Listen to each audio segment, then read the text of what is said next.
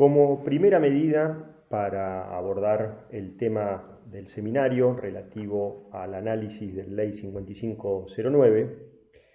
resulta necesario hacer una breve aclaración en cuanto a qué vamos a entender cuando hablamos de medidas cautelares. El título segundo del Código Procesal Penal de la provincia de Río Negro hace mención a las medidas cautelares y de coerción personal, entendiendo que en realidad las medidas de coerción personal son una especie de medida cautelar. Y justamente esta cautelar se va a basar en asegurar los distintos fines que tiene el proceso penal y ellas van a caer principalmente sobre la persona del imputado. Pueden también caer sobre bienes, pero generalmente las cautelares en este tipo de casos van a ser relevantes en cuanto a alguna especie de limitación de la libertad del imputado. Como principio general se establece que la medida debe ser indispensable justamente para asegurar ese fin y la regla es la situación de libertad del imputado. O sea, no obstante, se le pueden exigir, manteniendo su libertad ambulatoria, algún tipo de conducta, que son las previstas en el artículo 100 del Código Procesal Penal, tales como la de mantener domicilio, dar aviso en caso de cambiarlo, la prohibición de salir del país, etc.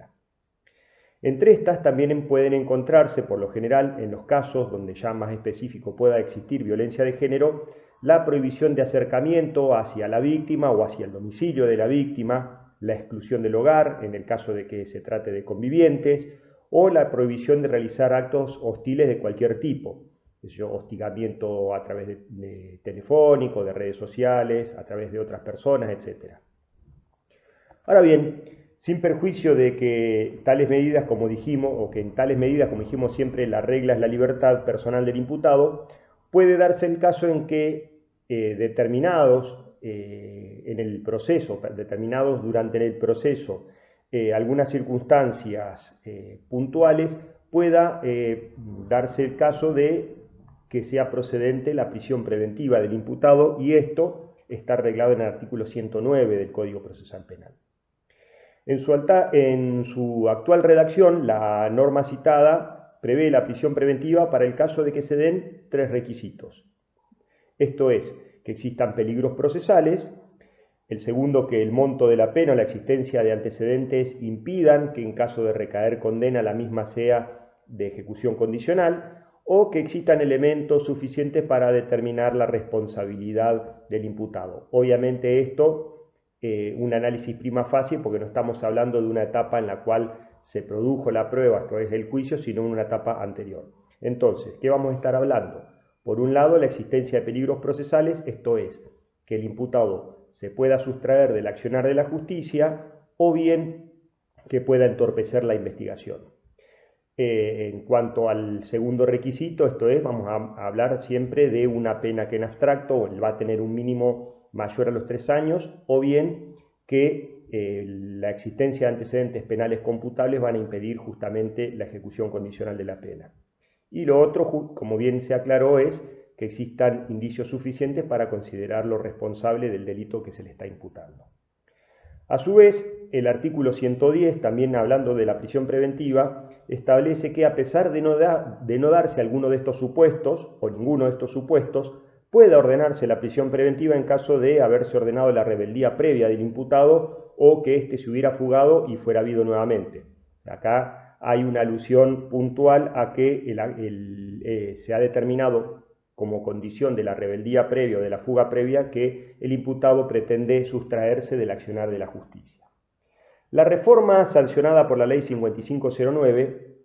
y que es la que va a entrar en vigencia a partir del año 2022, agrega otros supuestos de procedencia fundamentados justamente en cuestiones de violencia de género. Esto se compadece no solo con las exigencias que surgen de las normas supralegales, por ejemplo la Convención de Belén do Pará, sino también las legales, conforme la Ley 26.485, y también la profusa doctrina nacional e internacional que existe al respecto.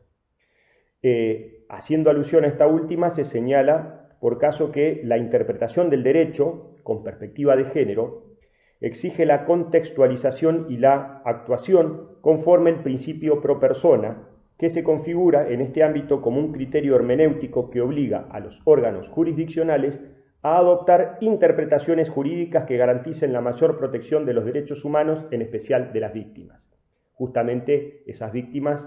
son mujeres.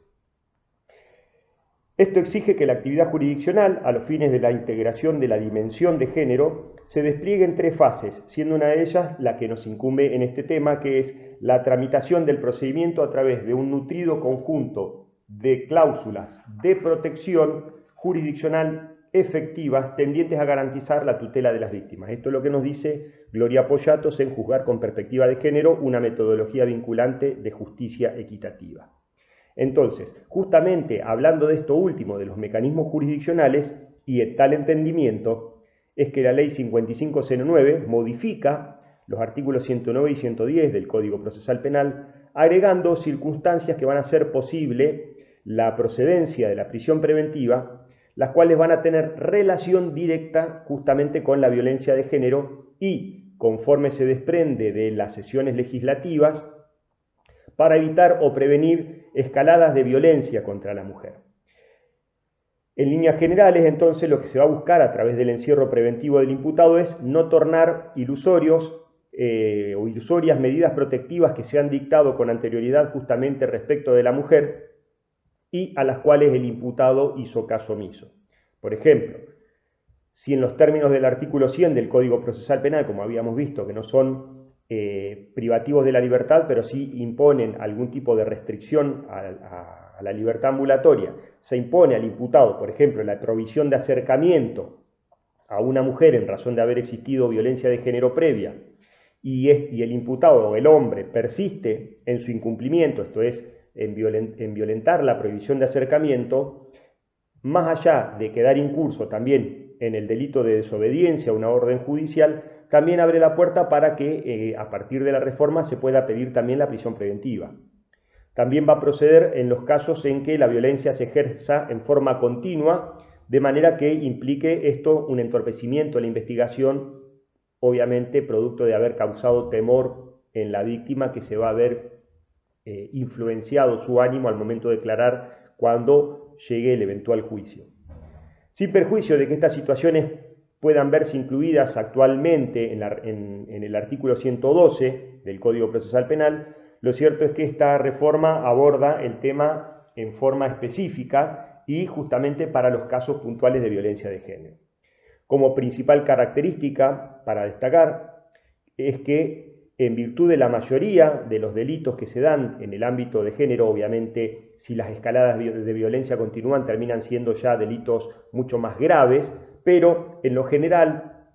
y justamente por eso se habilita la prisión preventiva, estamos en presencia de delitos que se dan en un contexto de violencia de género, pero que normalmente no tienen penas severas, como pueden ser los delitos de desobediencia, los delitos de amenaza, los delitos de violación de domicilio, que sí están presentes en esas escaladas de violencia o son delitos reiterados cuando existen medidas cautelares previas. Y por eso es que la actual redacción choca justamente contra ese requisito del artículo 109 del inciso segundo. Esto es justamente la posibilidad de una pena de ejecución condicional, porque vuelvo a reiterar, en la generalidad de los casos se trata de delitos que no tienen una pena mínima que habilite justamente la prisión efectiva en caso de recaer condena. Por eso es que esta limitación no se va a tener en cuenta a los fines de la prisión preventiva conforme la reforma que se va a implementar a partir del año que viene.